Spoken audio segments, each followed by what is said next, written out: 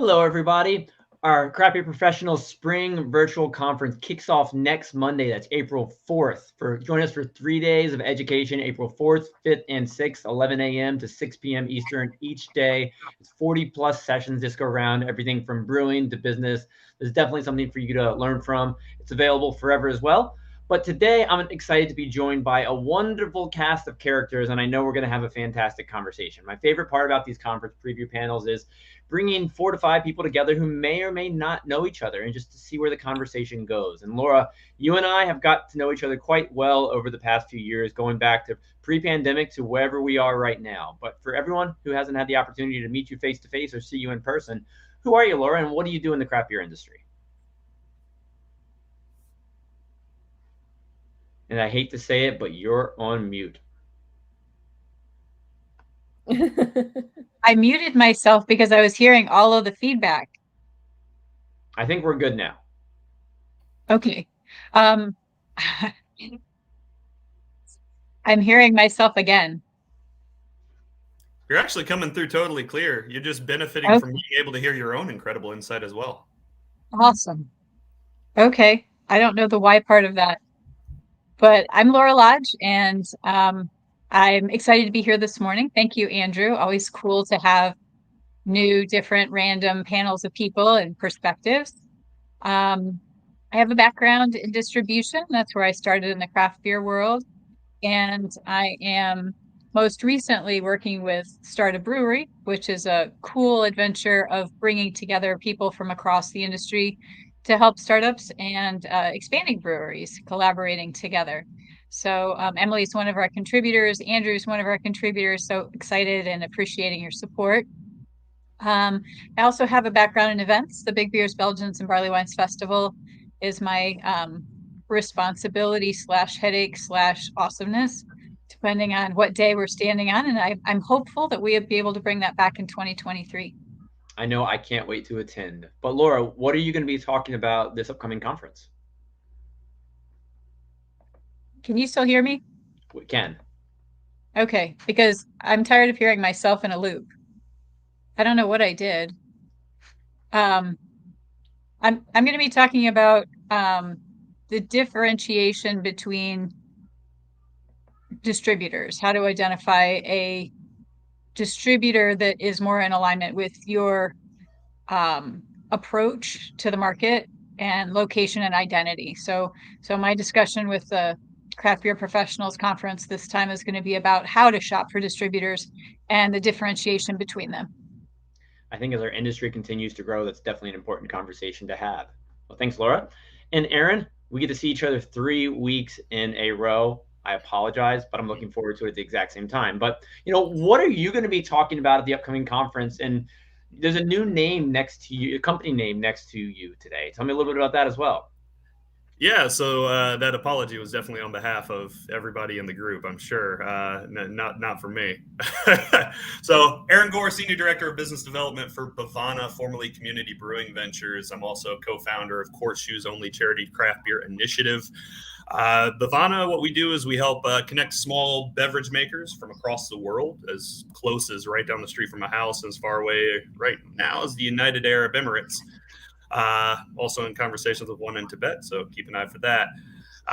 Really just help them access a market that, it can really be difficult to break into, whether it's due to regulation, capacity concerns, capital concerns, or even just being able to scale and grow distribution.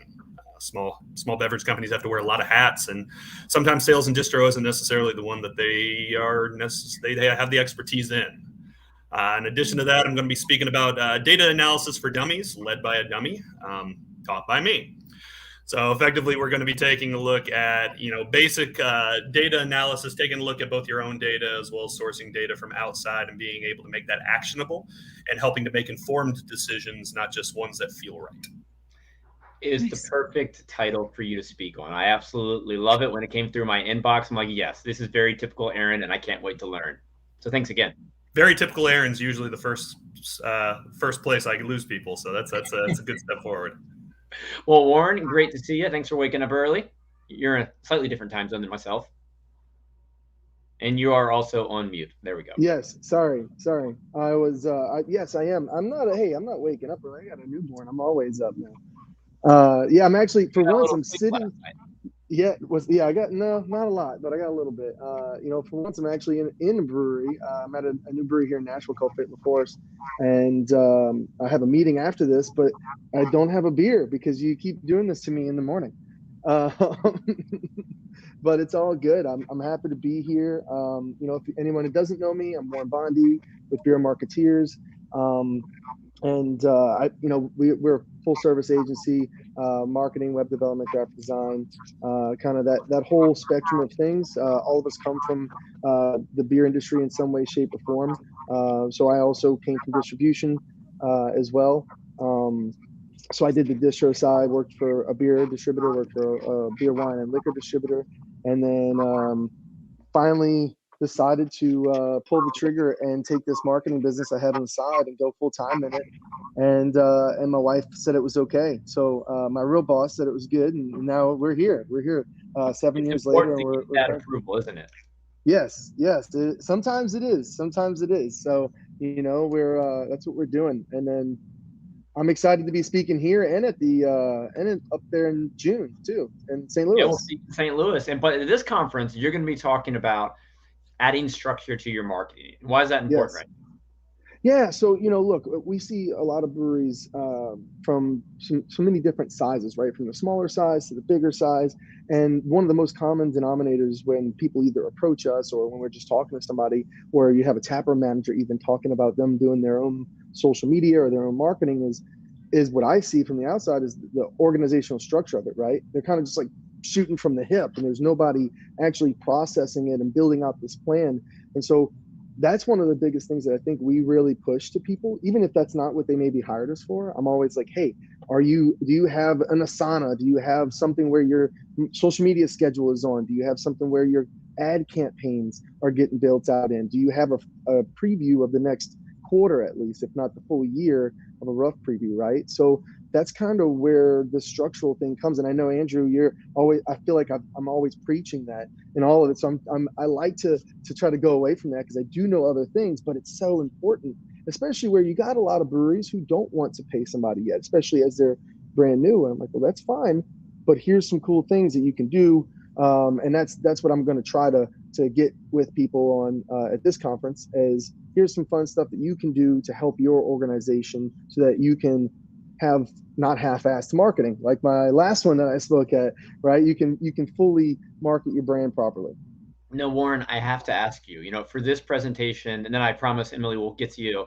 But Warren, can we expect slides or just your super high energy? Not first thing in the morning this go around.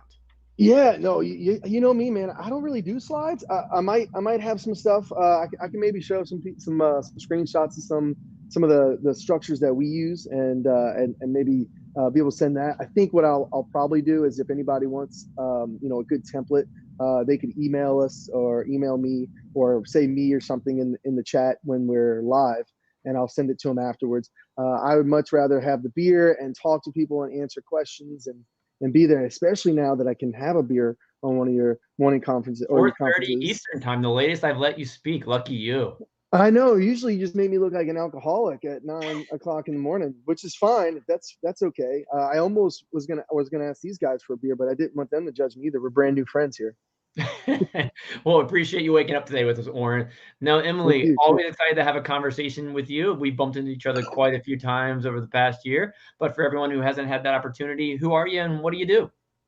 Well, my name is Emily Wong, and I am the founder and owner of Fermly Labs here based in Denver, Colorado. I am a certified brewing chemist, and I help people kind of dial in their quality processes in a proactive way. And when they're having issues, I'm there for their reactive, taking opportunities to try and fix what may have happened. And so there's quite a few different things that I do, ABV, bacteria, yeast. I'm kind of all over the place with trying to help people figure out what's going on, including off flavors and stuff like that.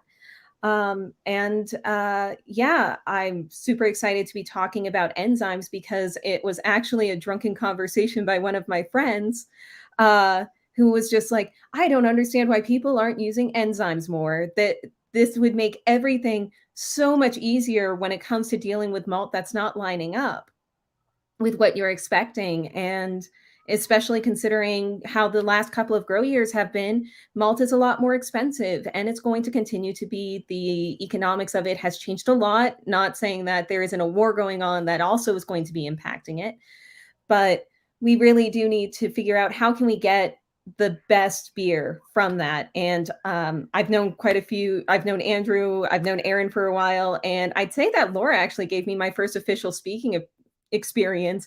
And I'd have to say it's one of the most interesting things to have your first speaking experience at 8:30 a.m. to be talking about dissolved oxygen. So it was I'm a little bit better, more capable of handling myself now than I did way back then. My first experience was in that exact same place, and I'm a whole lot better now too. It just takes practice and confidence. But it's funny because so many of you have met each other prior to that. It's such a oddly small knit community. I bumped into many of you in person, but also a ton virtually. Is the craft beer industry still that tight knit? And what's the secret to keeping it like that as we continue to grow? I would say it's definitely still pretty tight knit, even watching the industry expand the way that it has. One of the things I've always thought was so beautiful about this industry is the fact that if we have absolutely nothing else in common, we have beer in common. One of the anecdotes I throw out all the time. I don't know, Emily, you're in Colorado, correct? Yes. Is who is it? Everybody in Colorado? About me in this entire world? That's Warren's not in Colorado. All right, good. I feel a lot better then. Ursula Brewery up in Aurora. We went to go see my folks outside of Colorado Springs. We were heading back home. Stopped in Aurora because we got to the Denver area a little early. Just picked a brewery out of the Google machine. Stopped on in, and before we knew it, just hanging out at the bar. We're talking over and having drinks with Ursula or with Evie, who works bar. I had beers with Evie when I was out in Denver as well, and she's the best. And we had never met each other in our life, had no common background, weren't even Facebook friends. It was just one of those occasions where if we had nothing else but a common starting point, we had beer. And to this day, Evie and I stay in pretty close contact. We've become good friends. It's one of the things I love about this industry is I got a place to crash almost literally anywhere in the world. And I haven't seen that change. I've seen that actually become additive, because even if there's more people and you can't necessarily know everybody in the industry the way you used to, you still have a common language. That's beautiful. I have a really quick one about, there's Nieuwbroek Brewing up here in Netherlands. And they kind of are modeled after kind of Hill Farmstead, The Alchemist. Great, love the two Chris's up there. But a funny thing happened was I went back to my hometown in Falmouth, Massachusetts, which is on Cape Cod, and it turns out one of the brewers that opened a brewery in my hometown, his dad lives out here and comes out and goes to Nieuwbroek all the time. So my partner Danny was out there picking up beers for Collaboration Fest, and they were wearing aquatic brewing hats that were brought to them because one of them brews on Cape Cod and brought it out for his dad. And it was just like, of all things, just that weird little connections that just kind of make this such an interesting industry, because you never know how you actually do know someone. Emily, are these just weird coincidences, or are they actual proving how small our industry really is? I would say that's one of the weirder coincidences that I've had. And it's crazy sometimes where you go out and people know you, and it's because they've heard of your brewery or anything like that, or they've heard about something that you've done for a friend. It's such a wonderful thing, because I've actually gone to like other states and people have come up to me and they're like, "Hey, aren't you Emily from Fermly?" I'm like, "Who the hell is this?" Well, Emily, you're not at all memorable, right? I mean, I'm not that famous. I do post a lot. I'm not that famous, but to add to everyone, I mean, one of the big things I think we talk to when we say when we're talking to a potential client all the time is that we wanted to be in this industry, in the beer and wine and liquor industries, because of the people, right?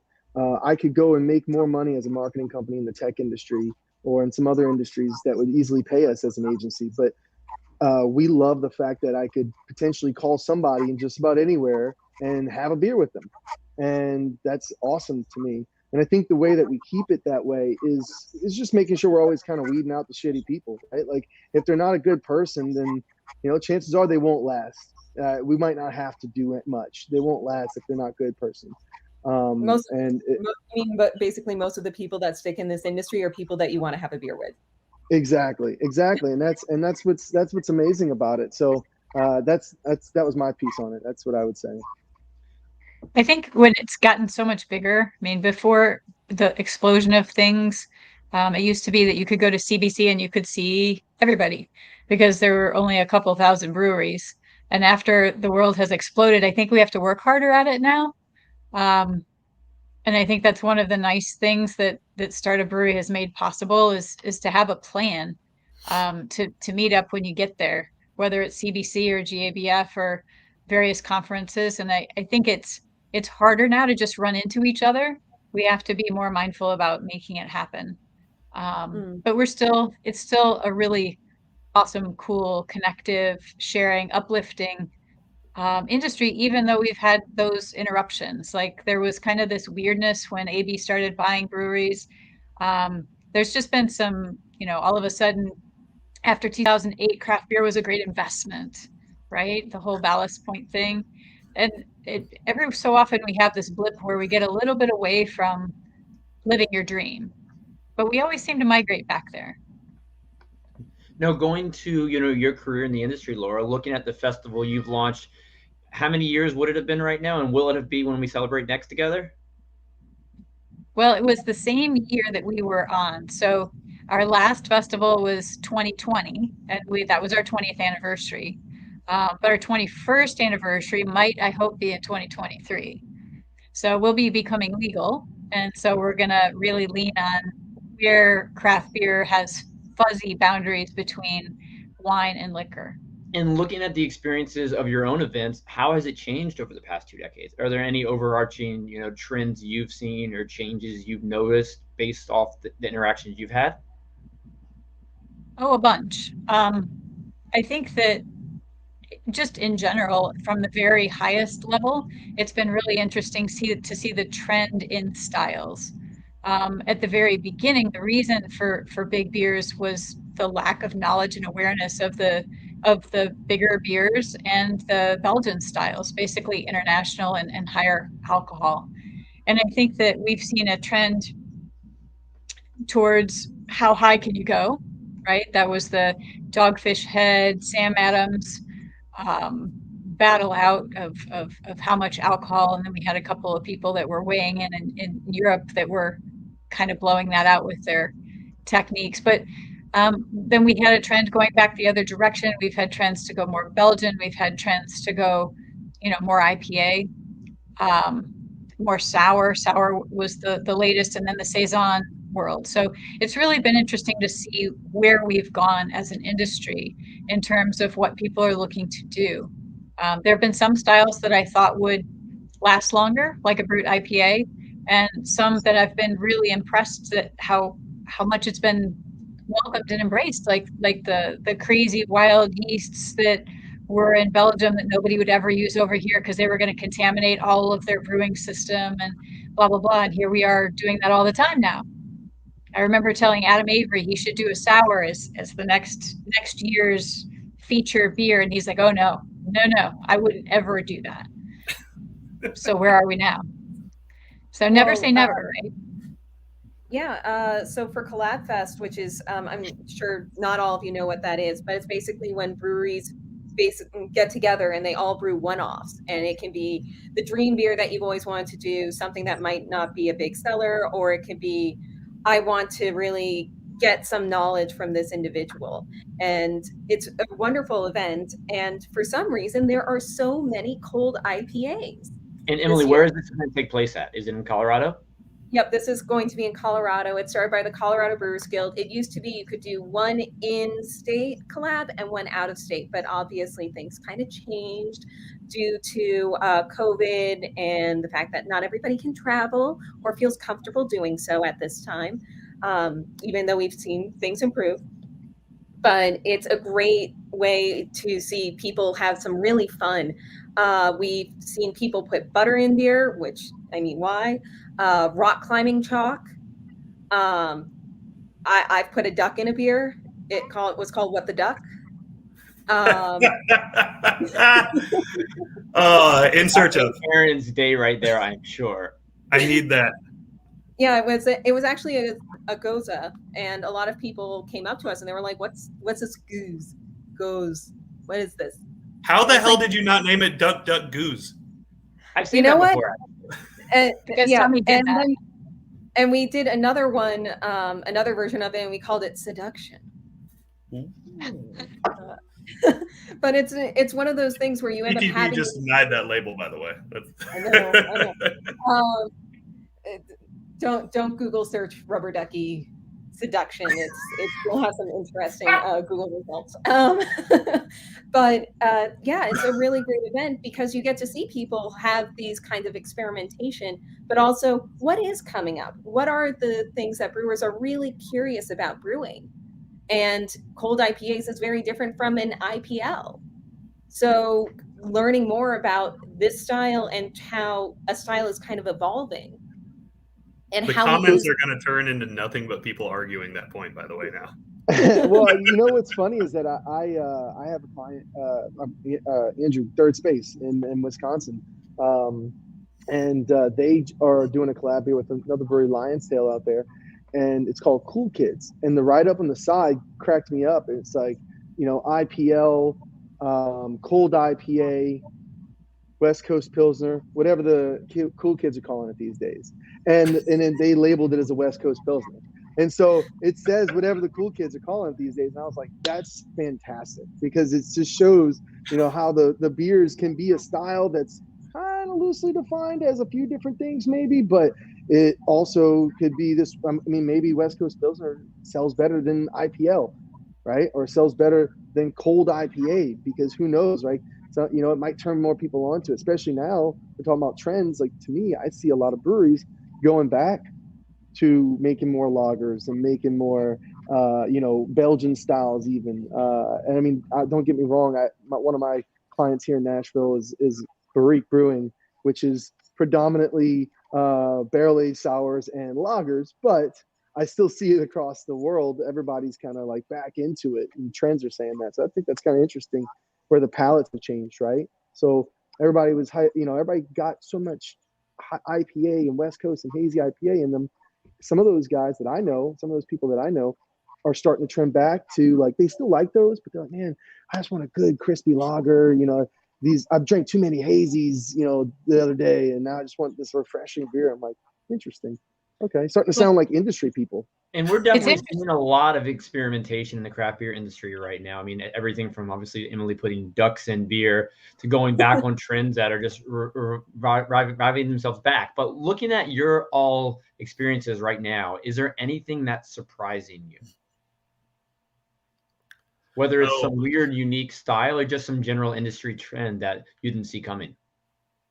Yeah, I think one of the biggest ones that I have seen has been kind of a flattening of the long tail. I won't turn this into, you know, full business dive in, but you know, Andrew, how deep I tend to play in that field. And one of the things that we've definitely seen is a lot of the breweries that had an enormous amount. I don't like using the word hype, because at this point in the industry, it almost has its own meaning independent of anything else. But a lot of the breweries that really were showing promise to expand and grow and had a ton of interest behind them were able to do so. And then due to a combination of factors over the last couple of years, I've seen in some cases 40 to 60% declines in distribution. What we are seeing is a lot of the smaller companies, smaller breweries, they're not able to play in a larger space, but they've been remarkably stable in those same spaces. So with the pandemic came everybody moving into package. With everybody moving to package came everybody moving into distribution. And with everybody moving into distribution, it really kind of flattened that long tail and made it so that very few breweries are able to stick their neck up above, the flowers, so to speak. But by the same token, it's also presented an opportunity for some incremental growth, even for really small players that otherwise wouldn't have any opportunity to play at all. And Aaron, this surprised you? It didn't surprise me. I might have helped build a business model that saw this coming about 2 years ago. But it's definitely been a pretty fundamental shift in the industry, and it's one that I know has especially taken a lot of wholesalers off guard. I've spoken with Lester, some folks at the MBWA, as well as, I work with wholesalers all over the country as is. And one of the big things that we've been seeing there has just been a profound sense of worry that they aren't able to pick winners anymore, because it's so much more difficult to just say, hey, this brewery is going to be expanding like crazy, has a ton of energy and hype around it. They're definitely going to succeed for us. Now it's a lot more about building a diverse, well-managed portfolio, and it's less about picking winners, and it's more about being able to have something to suit each and every one of your, potential consumers, whether you're talking about the end user, the actual customer, or you're talking about the retail customers themselves. Awesome. Thank you for sharing that, Aaron. So I think another interesting trend in that, Aaron, and in terms of maybe even surprising some distributors, is from what I've seen, is the side of breweries going to the model of, instead of growing with distribution, growing with the second tap room and growing with the third tap room, or growing that way. Or if you're Highwire Brewing, growing with 8 tap rooms. Yeah, or if you're Highwire, going with 8 tap rooms, or if you're Creature Comforts, going with a tap room across the country, right? So it's out of range out in the French Alps. Emily, you beat me to it. Yeah. Holy, oh man! I've already offered my services to go out there and do some, on-site research. What's a really cool model, I think, because what I'm seeing is, I even see distribution breweries like Creature who are thinking about doing things like that in the future, right? And even Southern Grist here in Nashville, right? They have multiple locations now, and I'm sure, knowing those guys, they would be cool with adding a couple more outside of Nashville as the city grows, maybe down in Chattanooga or whatever. And you saw Cherry Street come over from Georgia to Chattanooga. You got a lot of breweries coming over here to Nashville. Warren, is this surprising you? No, I don't know if it's surprising. I know that was your question we asked, and me and Aaron both failed it. I got to keep you and Aaron on track. I know, but I thought maybe it was surprising distributors more. Fair enough. And even surprising some people in terms of a bigger brewery wanting to do that, who already has, Creature's got amazing distribution. So they're doing it because they see the trend as well. And they're saying, okay, well, we can still distribute and put our product into the world, but let's also do this because we're going to be able to have a better presence in these markets that they deem key markets potentially. And they're still going to distribute, they're not going to self-distribute in those markets.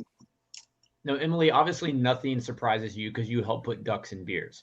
But hypothetically speaking, if something were to surprise you, what would it be? Actually, I've been really surprised by how many breweries are taking seriously the fact that there is a non-alcoholic movement.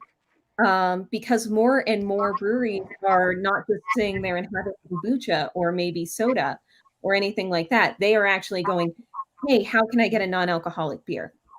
How can we make non-alcoholic beer? Is that a worthwhile thing for us to invest in? And if we do, what do we do about it? And what does that mean to us? And so many breweries are finally looking at it and looking at it almost like, ooh, yes. And a lot of breweries are looking at it kind of like having a gluten-free beer on tap. Out here we have Holidaily, and they have a beer in almost every single tap room to accommodate that gluten-free consumer. And now people are going, well, how can I accommodate the non-alcoholic? Because if the non-alcoholic person is happy and feels like they're part of the group that's drinking, then everyone's going to be happier. It's a very different perspective, because people would come up to me when I wouldn't be drinking, and that's an elective decision for my health. Sometimes I just need to take a break, and they'd be like, well, why aren't you drinking? Are you pregnant? And it's like, no, I can make the choice not to drink. My uterus's occupancy status is your business. But having that opportunity to sit there and be like, you know what, today I'd rather go with a Syria or a Strapless or Athletic or Tommy Knocker, which has some really interesting stuff that they're working on with another group about actually removing the alcohol from the beer and then reinfusing it at a different level over time. So you can have a beer that maybe is super low ABV or super high ABV or no ABV. And that's a great option. And when that person that is feeling singled out and alone is happy, then everyone else is going to be drinking more. And that ends up hitting your bottom line because you're going to be selling more beers because people are happy and they feel seen. I love it. I think something that will surprise people. Warren. Oh, sorry, man. I think something that might surprise people soon in that trend, Emily, is how fast the shift could happen to THC infused beverages. That's already started. Syria Brewing. Yeah. But what I find interesting is Syria Brewing was originally started focused on THC and CBD infusion, and somebody was like, "Well, I would just drink the non-alcoholic," and it's like it just exploded. And I actually have THC CBD beers in my fridge because I can't smoke, but I can definitely ingest in other ways, and that's an amazing thing that is an advantage, but it's a lot more work because you can't do both in the same facility. Sure. And also, we have to consider that it's still federally not cool. Yeah, but it's interesting. It's really interesting because, like, I mean, you know, big brands are already involved. Constellation, Pabst. I mean, a lot of these companies already have brands in places like Canada that are doing this, and I find that very interesting because it's the trend, right? It's the seltzers, a little healthier drinking. Then it was non-alcoholics, a little healthier, getting healthier, or low ABV. Then we're getting non-alcoholics. Then what's the next trend? Going hard, like we have hard that's true. Now. And Mountain Dew too. Hard Mountain Dew. One thing, you know, as a consumer, about 3 or 4 years ago, I had to go to a doctor for just a routine visit. They're like, "Oh, by the way, you need to take this pill for like 3 weeks." And they're like, "Oh, and by the way, you can't drink alcohol while you're on it." Just some silly little thing you didn't expect coming. So you dive into the non-alcoholic segment, and it's been impressive from a consumer perspective to see how the quality has improved over the past few years. And, you know, I just cracked a Black Butte by Deschutes, and putting it side by side, the alcoholic version, they nailed it. You know, another company doing this, Guinness, they just put out NA Guinness, and it, you know, it has that little fun nitro widget in it as well. It has the beautiful pour with fantastic head, and they recreated the flavor extremely well. So it's really fascinating to see the growth and the quality of this side of things. And I know Emily and Warren, you both mentioned, you know, THC in beers. We're actually going to be partnering with the Cannabis Beverage Association for the end of May to have intro to cannabis and cannabis beverages, because this is something people are interested in. You know, the more knowledge we can have, the more fun it's going to be as a consumer, but as industry professionals helping create these products. Yeah, and Keith Villa already, because I mean, he's the founder of Syria, but he was also the person that started Blue Moon. Brainwave is basically a non-alcoholic version of Blue Moon. Toss an orange on that, you basically have a Blue Moon right there. And the fact that there's a CBD version of it too, it's like, oh, you can have all the fun. You want alcohol, you don't want alcohol, or you just want to chill. It's like you got all the options. Well, it'll be interesting to see too, as not only have we seen non-alcoholic versions start to really gain some traction, especially some social cachet, because, you know, it's still a tiny segment and it's been growing fast, but it's a lot smaller than sometimes it seems just on the face of it from the reports. But it's become far more acceptable socially to be able to do something like drink an NA without anybody blinking. And the options have definitely gotten a lot higher quality. But even on the low segment, one of the things that we'd seen historically is people trying to take full strength beer styles and really, downgrade the alcohol, half the alcohol. You get things like Half-Hearted, for example. I would love to start to see, and, it hasn't really gotten that traction yet, but would love to start to see people start exploring more some of those historical styles that have always been lower in alcohol. Things like England has a long history of sessionable beers that are not only delicious, but they're designed around being sessionable and low alcohol, and have that be an option so that, we're not looking at 6.5 to 7% as being the starting point for craft beer, which in so many cases it's kind of treated that way. I was literally going to go there next, Aaron, because Laura mentioned it earlier about Belgian styles coming back and being cooler. And I mean, I think this low ABV NA trend is also going to help some of these breweries who are doing that. Because, look, in the last few years, those Belgian breweries and some of those more traditional breweries, not all of them, but some of them have struggled, right? Because they're not the cool kids. They're not the hype boys that are just cranking out hazies and pastry sours and pastry stouts and all this. They are making something that they love. But I'm seeing it even here again with one of our guys at like Barik who's focusing on it, where they have table saison, and I'm like, it's so fun. This is a good beer, and it's 2.5%, and it's awesome to drink. Well, and I think that's one of the wonderful things about the industry at large, and especially about small breweries and taproom focused breweries is, we do a lot of distribution. Our entire business model is built around taking the things that are scalable from breweries and helping them get them out to a wider audience. But you also need to recognize that being small has advantages too. And one of the biggest advantages of being small is you can fuck around and find out. Like if you're taking a risk with, like a couple of barrels that you're going to be putting through your tap room, like you can do something like a table saison, and maybe it'll click and maybe it won't. The brewers will drink all of it regardless. But being able to really play around and innovate at that level, that allows this industry to be so much more nimble than most other industries with large incumbents and not much else, because that long tail, those small breweries, they really can just throw their passion and their interests into these things at relatively low risk. And that's why the next hazy IPA, that's not going to come out of a Sierra Nevada. It's not going to come out of a Firestone Walker. It's going to come out of someone like, Kim Sturtevant out in San Francisco with brewed IPA. That's going to come out of a place like The Alchemist with hazy IPA. You're going to get those people who are just wildly innovating and just seeing what happens, and something's going to click. And Aaron, you're already always reading my mind. We're going to dive into innovation much deeper shortly, but I'd love to hear from Laura now. What's surprising you about the current state of craft beer?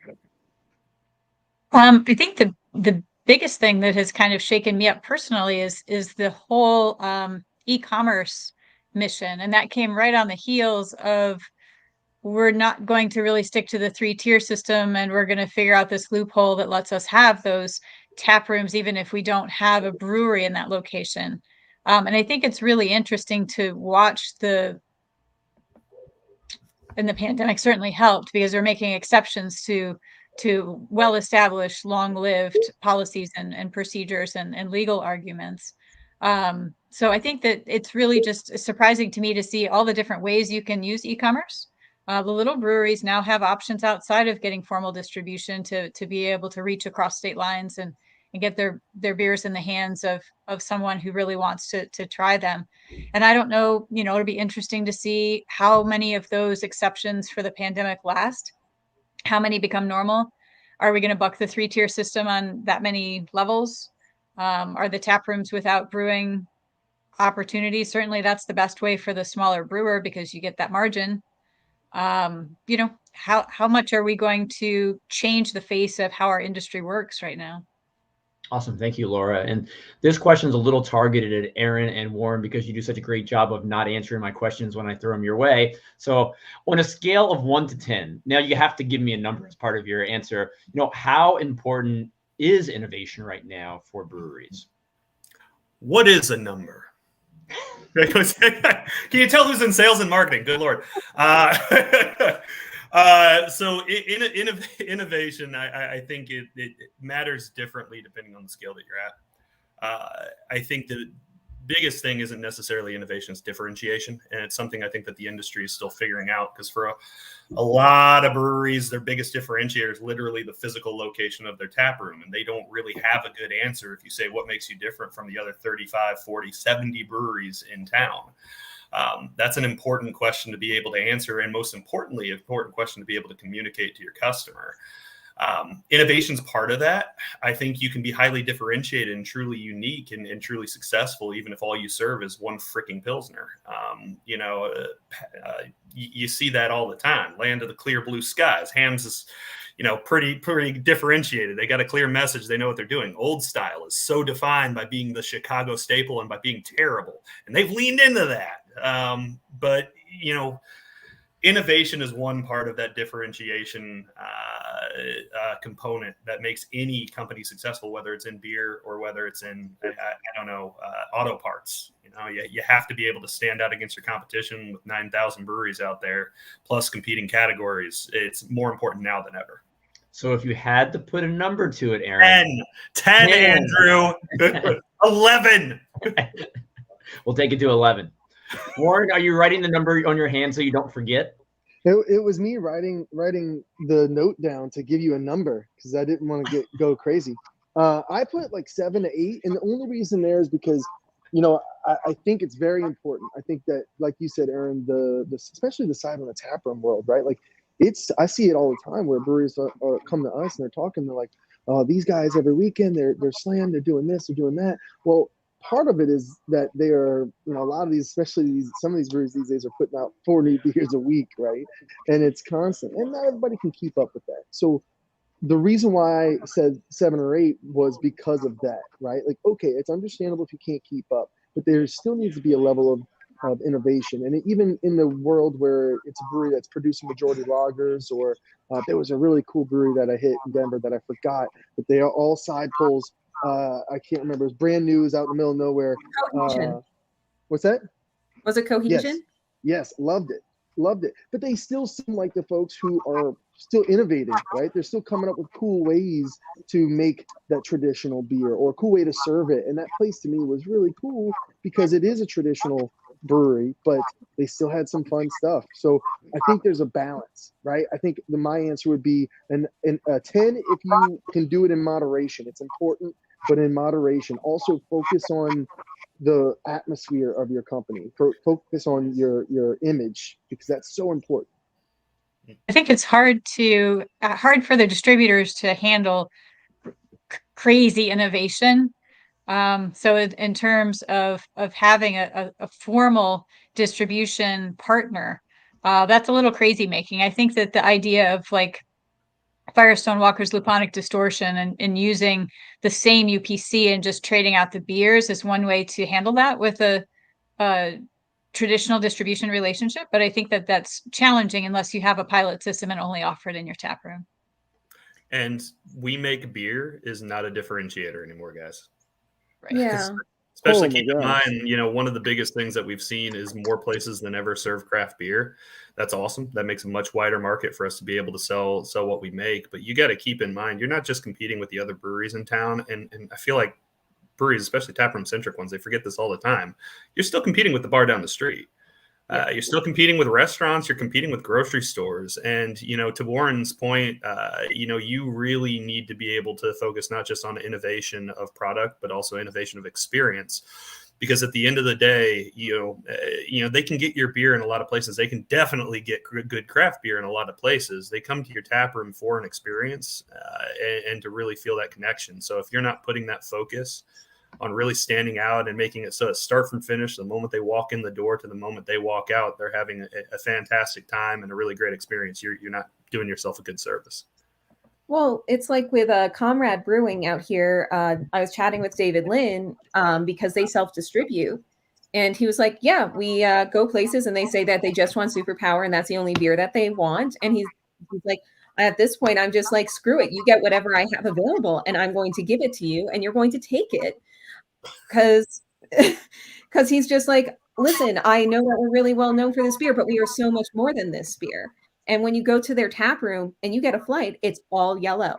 It's all beautiful IPAs and it's a wonderful experience, but you don't get that when you go to a bar. And if you're just sitting there thinking, I'm just going to sell only Superpower IPA, then you're also defeating some of that innovation. And since Comrade self-distributes, they can make the calls as they feel fit, which is great. But it's like, though, it's the general point of it is to get people to go to the tap room. That's why you distribute. You want people to get to the tap room. And when you go to the tap room, I mean, they have really great beers. Yellow Card, I think, is their like chili IPA that Mark's decided that he absolutely had to have because he lived on the West Coast and he made that there. And he says the best breakfast is having half that and half like a lemonade Rockstar. Whoa. it's like it's very spicy, and it's an experience, and you only get that if you go there at the right time and if they have that rock star. But it's like it's such a weird kind of innovation, and just how can we keep making great beers, and they keep winning medals, and for some of them they're for more interesting stuff that most people don't know about. Like More Dodge Less Ram is named after the fact that somebody drove into their brew house with a Dodge Ram. That's awesome. I think something to say too is and this is kind of to some of the brewers out there who, sometimes people can be stuck in their ways, right? They look at it and they say, this is the only way I'm doing this. This is what I'm making. No one's going to tell me different. Well, what I would say to that is to go and look at some of the most successful breweries throughout the country. Take a look at them and see how long they've been operating, and watch. Even the older school folks are still doing things that are innovative, right? They're still at least trying different styles and doing different things that are making people say, man, I haven't had that yet. This is great. I'm excited. Let me try this from them. And I think that's important, right? I think that's so important in terms of keeping people enticed with the brand. So to me, it's like, hey, try your best to still be innovative while having a little bit of fun, and don't be so elitist and snobby about your product. Like, just because you only like Crispy Boys doesn't mean that that's what only others like. And I promise you, it's not going to go over well if you stick to your guns. Have a little fun. You can still stick to your guns in a way and go traditional styles, but make great beer and have some fun with it. And stop, don't be snobs about it. Either way. You can make great beer and be a home brewer. You start a craft brewery because you want to sell great beer. So you got to keep in mind that at the end of the day, you're not the only one drinking it. Yeah, for sure. Well, Emily and Laura, I'd love to hear what number is on the scale for you on that one, between 1 and 10. How important is innovation right now to make people do it?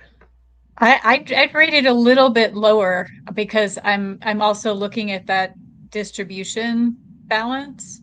I think the differentiation, to Aaron's point, is more important than the innovation.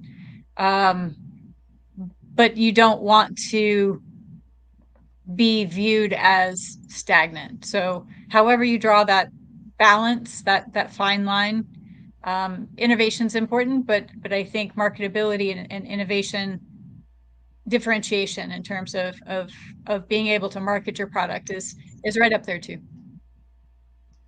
And Emily, your number? I think it really depends on whether, because out here we have a lot of kind of niche breweries that they only do sours, or they only do IPAs, or they only do lagers. So innovation for them is going to be a very different definition than just, hey, we need to diversify our styles. You have places like Bierstadt, and they're going to stick to something very German and very classic. And then you have some place like Weldworks, and they're going to be coming out with something that's going to be basically competitive with like Duclaw and their like Squatty Potty beers. I don't know. I can't remember. I think it's a Pooping Unicorn. So I'd say, like, for the ones that are very niche, it's probably very low. It's probably maybe like a 3 or a 4. But then you have these other breweries that are doing all the styles, and their innovation is probably going to have to be at like an 8 or a 9, because they still need to try and figure out what that consumer wants today. And that is a constantly shifting target. If you're a niche brewery, people are coming to you and they're looking for something specific. If you're somebody else, then you're going to have to keep trying to find what they want. And sometimes it's going to be trial and error. And sometimes that's going to just be trial and error. You're not going to know what's going to be hitting right. And hey, you know what? We brewed a bunch of lagers coming into the summer because we anticipate this being a lager heavy summer. But for all we know, it might end up being like, oh, hey, you know what we all miss? Sours. Like a lot of sours. We really want something fruit heavy, and we want everything to taste like kiwi for some reason. I don't know. It could be anything. Well, and I think you made an excellent point there, Emily, as well, about niche breweries. Like, at the end of the day, specialization is a sign of maturation when it comes to a market. I think that's one of the reasons you get a place like Colorado, which is really able to get something like Hogshead Brewery that does nothing but English style and cask beer. Like, that's incredible. Something like Beer Shot that really just drives home on traditional lagers, side pull, slow pour, all that. That's not a bad thing, and you can still innovate within that space. Something like introducing, slow pour, that was hugely innovative, even if it wasn't throwing a whole fucking cheesecake into the mash tun. Innovation takes many forms, and you can innovate within your niche, but it's a good sign when you reach the point as an industry where you can say to yourself, we are the sour brewery, and that's fine.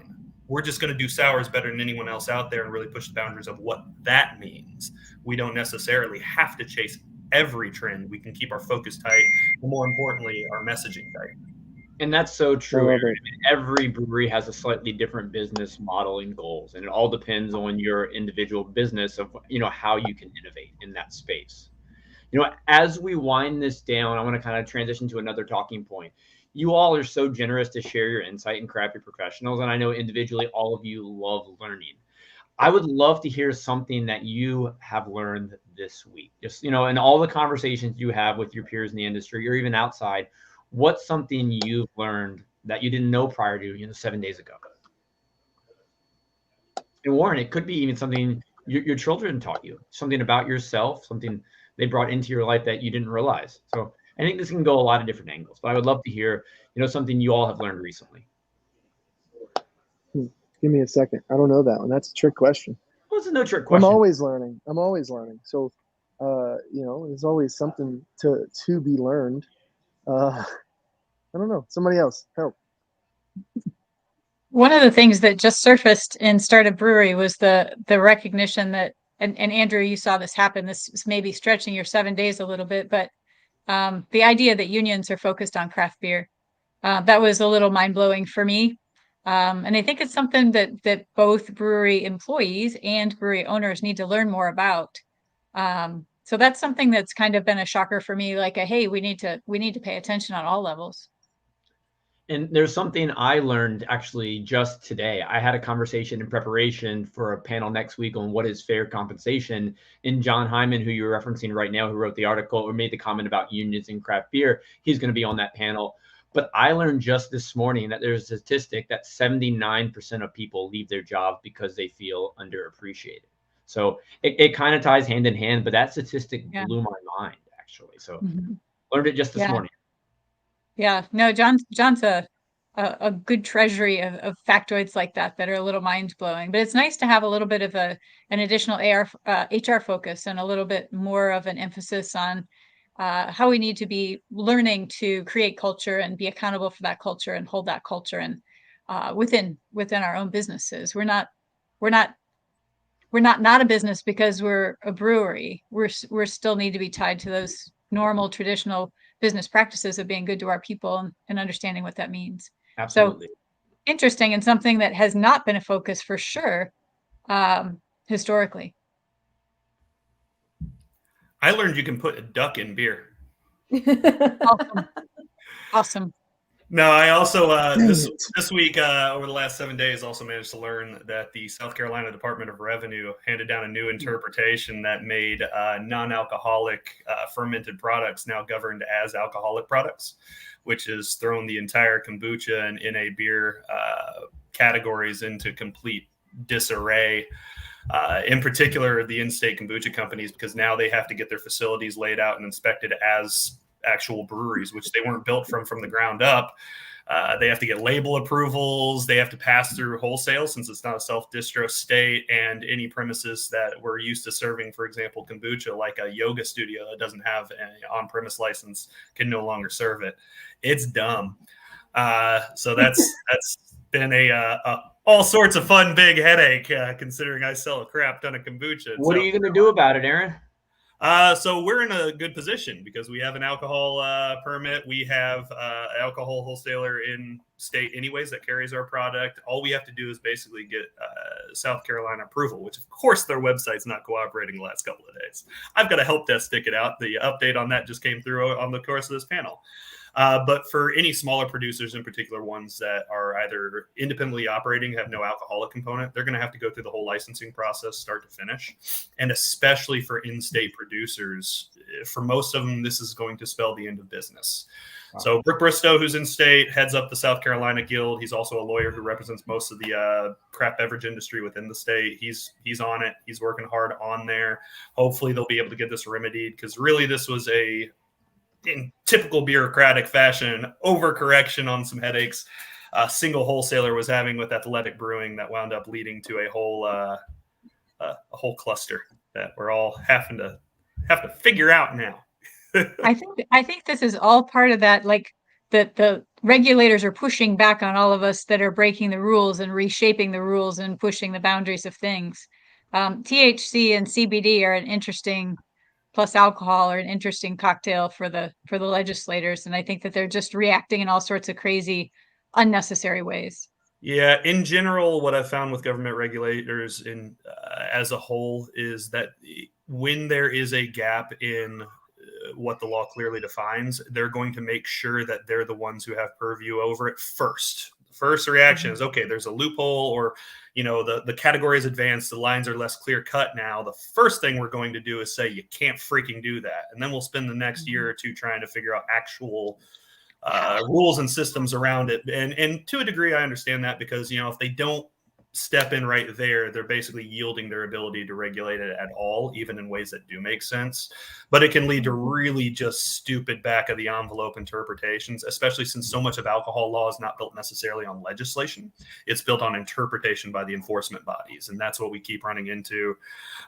I keep saying one of these days I'm going to write a book about the effects of tax code and legal requirements on the development of beer styles, because I don't think your average beer drinker has any idea how fundamental that's been to the development of the whole category. That would be fascinating, Aaron. I mean, we talked a lot about the importance of innovation, but there's a lot of challenges that come alongside it. Yeah. Well, it's interesting too that some of the legislative pieces are done by somebody else's interpretation of what the craft beer industry does or doesn't do. In Colorado, they changed all the rules around events and nonprofits and the requirements of the special event permits being pulled by nonprofits, because there was this assumption that craft breweries were taking advantage of the nonprofits and making all this money and kicking the nonprofit back like $100. And that's not the way the craft beer industry works. We go the opposite. We forget to take our $100, but they changed all the rules on that basis. So it's interesting, their perception of what our reality is. Indeed. Now, Warren and Emily, I'd love to hear your take on this. Warren, sure. Something you learned. You had me digging, man. I guess I learned that the little guy can sometimes win against the big guy with Stone, right? Hey, that was a learn. I know a lot of people probably didn't think that was going to be a win, especially since Miller's got a lot more money. So, hey, there you go. I learned that. There we go. Emily, how about you? I do a lot of reading. So what are you reading right now? Any recommendations? Well, I have like 6 books that I'm reading right now, but the ones that are beer specific, I've been working through Beer and Racism and Alcohol and Humans. Oh, I'm not familiar with that one. Me either. Well, it's a really interesting one on psychology and how the evolution of kind of alcohol for humans and why we still indulge in it, and kind of the biochemistry of ethanol and how that became kind of part of our culture and why it matters. So it's really fascinating reading about that. And it actually ended up working very well for me because we did a collaboration fest beer with our friends at Mirror Image, Wind Coop, and Phantom Canyon. And it was inspired because of a picture of my partner, Danny, has been hanging up in Wind Coop since 2014. That was part of an installation that just never got taken down. Whoever was the curator, like they left, they moved on, whatever. So that picture is still up there, and it's just a picture of him, no brewing equipment. So we called it Forgotten Portrait. We did a malt liquor with mandarin and kumquat, came out to a 9.32%. So it tastes like vodka hate fucked an orange. And And I ended up doing some research. And so the portrait is done in the style of tintype, which was very popular in 1965 to about from 1855 to 1867. And that was around the same time that drinking increased by almost 50% over a decade in America because of the large immigrant population. And that was also when the rise of the temperance movement began. So I ended up learning all about that and how that eventually, and how tintype remained, even though not very common anymore, it was still a novelty, into the early 1900s and into basically Prohibition, which is why we have so many different styles of photos that are kind of recall back to that. And so I ended up learning a lot about kind of, wow, this style of photo, and the fact that we did a malt liquor, which is kind of what people call beer in a lot of ways, was a really interesting, like, all the lines are getting like crossed here. So I just went down a rabbit hole, and it was largely because I've been reading these books about where is our history when it comes to alcohol and beer. And that's a great recommendation there. Alcohol and humans. I love it. I'm going to have to check it out. But you all are a wealth of knowledge. I know we could talk for hours on countless conversations, but I'm looking to hear from you all again next week at the Spring Virtual Conference. So Warren, Emily, Aaron, and Laura, thank you all for the time today. Once again, excited to learn from you all next week. Everybody can check out more information at spring2022.craftprofessionals.org to see the full schedule. And I'll see all of you in a week. Everybody, have a great day. Y'all. Bye, Later, y'all. everybody. Cheers. Thank you, Andrew.